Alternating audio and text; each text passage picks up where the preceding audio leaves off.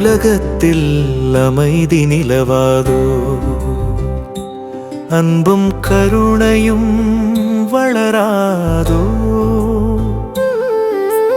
அன்பே என்றும் சிவம் என்பார், கருணையே என்றும் சக்தி என்பார்.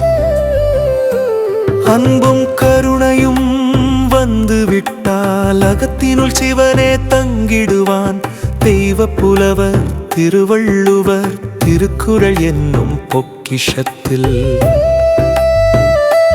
அன்பின் தேவையை உரைத்திருப்பார். அதனை இங்கே நினைத்திருப்போம்.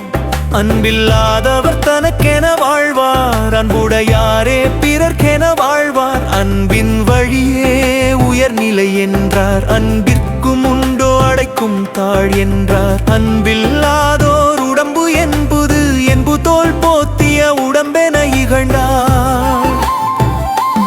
அன்பில்லாதோர் வாழ்வினிலே அமைதி என்றும் வருவதில்லை.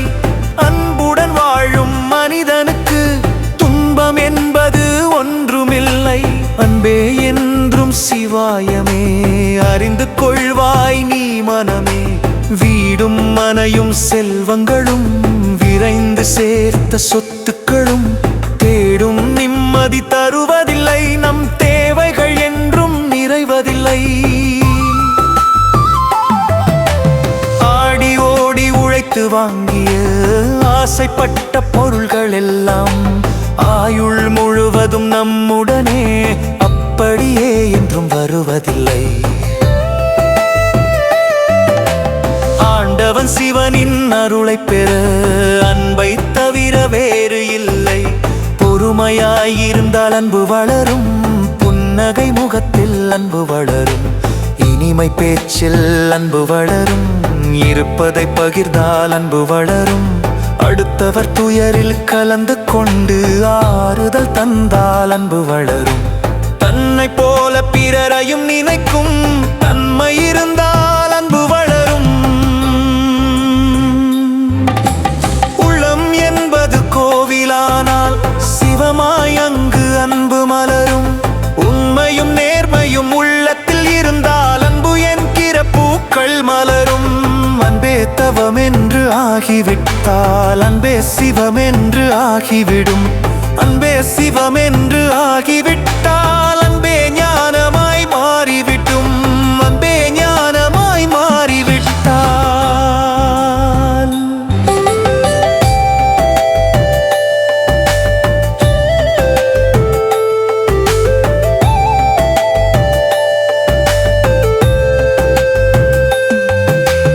அன்னை சக்தியின் அருள் கிடைக்கும். அன்னை சக்தியின் அருள் கிடைத்தால் ஆசைகள் அனைத்தும் ஒடுங்கிவிடும். ஆசைகள் அனைத்தும் ஒடுங்கிவிட்டால் அகிலம் கைக்குள் அடங்கிவிடும். அகிலம் கைக்குள் அடங்கிவிட்டால் அமைதியும் இன்பமும் பெருகிவிடும். அமைதியும் இன்பமும் பெருகிவிட்டால் ஆன்ம ஒளியாய் மாற்றிவிடும். ஆன்ம ஒளியாய் மாறிவிட்டால் ஆண்டவனோடு கலந்திடுவோம். ஆண்டவனோடு கலந்திடவே அன்பெனும் தீபம் ஏற்றிடுவோம். அன்பே சிவம், அன்பே சிவம், அன்பே சிவம்.